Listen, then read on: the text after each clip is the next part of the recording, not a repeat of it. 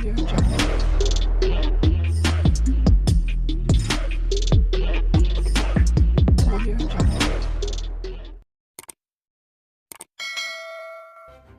kasih karena memilih channel ini. Sebelum kita mulakan video ini, sila pertimbangkan untuk menekan butang like, share, dan subscribe, dan aktifkan butang lonceng Anda agar Anda sentiasa mendapat info-info percuma pada setiap hari dari channel kami. Dan tinggalkan komen Anda karena komen Anda amatlah dihargai. Terima kasih. Ketua WIB Pembangkang Taqiyuddin Hasan mendakwa kerajaan gagal mendapatkan perkenaan Majlis Raja-Raja bagi pindaan perlembagaan persekutuan yang melibatkan undang-undang kewarganegaraan. Taqiyuddin mengadakan sidang media selepas Menteri Dalam Negeri Saifuddin Nasution Ismail membentangkan rang undang-undang pindaan itu buat kali kedua, tetapi tidak meneruskan perbahasan kerana Speaker Dewan Rakyat, Johari Abdul menangguhkan mesyuarat itu. Dia mendakwa sebelum ini, kerajaan mengadakan sesi perjumpaan dengan Majlis Raja-Raja pada 26 Oktober 2023 dan 24 Februari 2024 mengenai pindaan itu dengan menyatakan pindaan yang digugurkan itu tidak disertakan semasa mesyuarat dengan Ketua Negeri. Kami menerima cadangan-cadangan yang ternyata masih belum mendapat persetujuan daripada Majlis Raja-Raja, katanya. Mengulas lanjut, Taqiyuddin turut mempersoalkan langkah Dewan Rakyat yang disifatkan tergesa-gesa untuk menangguhkan mesyuarat kerana menurutnya perkara kerajaan yang disebut dalam rang undang-undang biru mesti diselesaikan dalam sesi yang sama seperti yang ditetapkan dalam perintah tetap.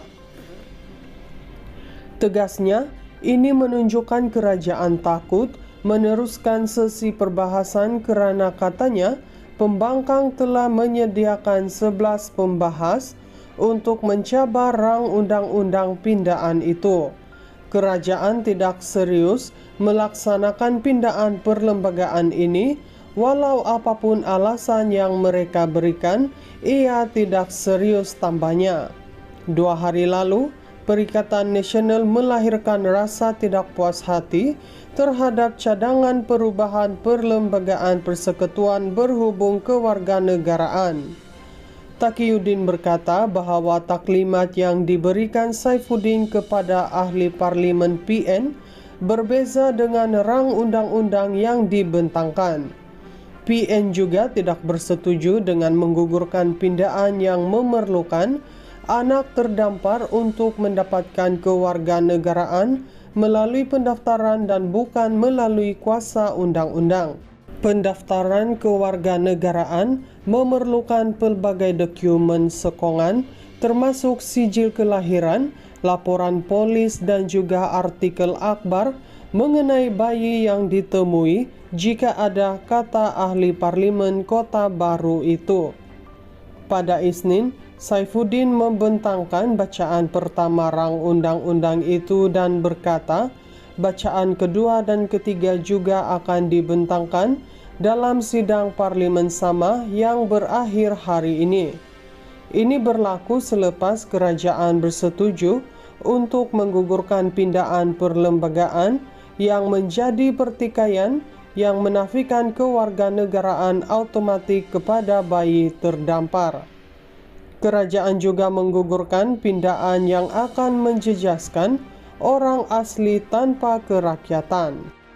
Ketua WIB Pembangkang Taqiyuddin Hasan mendakwa kerajaan gagal mendapatkan perkenaan Majlis Raja-Raja bagi pindaan perlembagaan persekutuan yang melibatkan undang-undang kewarganegaraan. Taqiyuddin mengadakan sidang media selepas Menteri Dalam Negeri Saifuddin Nasution Ismail membentangkan rang undang-undang pindaan itu buat kali kedua, tetapi tidak meneruskan perbahasan kerana Speaker Dewan Rakyat, Johari Abdul menangguhkan mesyuarat itu. Dia mendakwa sebelum ini kerajaan mengadakan sesi perjumpaan dengan Majlis Raja-Raja pada 26 Oktober 2023 dan 24 Februari 2024 mengenai pindaan itu dengan menyatakan pindaan yang digugurkan itu tidak disertakan semasa mesyuarat dengan Ketua Negeri. Kami menerima cadangan-cadangan yang ternyata masih belum mendapat persetujuan daripada Majlis Raja-Raja, katanya. Mengulas lanjut, Taqiyuddin turut mempersoalkan langkah Dewan Rakyat yang disifatkan tergesa-gesa untuk menangguhkan mesyuarat kerana menurutnya perkara kerajaan yang disebut dalam rang Undang-Undang Biru mesti diselesaikan dalam sesi yang sama seperti yang ditetapkan dalam perintah tetap.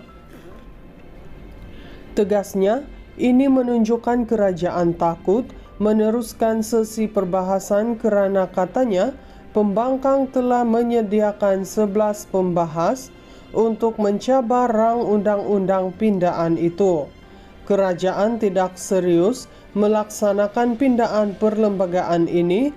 Walau apapun alasan yang mereka berikan, ia tidak serius, tambahnya.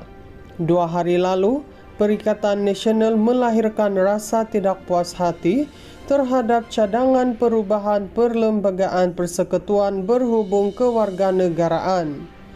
Taqiyuddin berkata bahawa taklimat yang diberikan Saifuddin kepada ahli parlimen PN berbeza dengan rang undang-undang yang dibentangkan. PN juga tidak bersetuju dengan menggugurkan pindaan yang memerlukan anak terdampar untuk mendapatkan kewarganegaraan melalui pendaftaran dan bukan melalui kuasa undang-undang. Pendaftaran kewarganegaraan memerlukan pelbagai dokumen sokongan termasuk sijil kelahiran, laporan polis dan juga artikel akhbar mengenai bayi yang ditemui jika ada, kata ahli parlimen Kota Baru itu.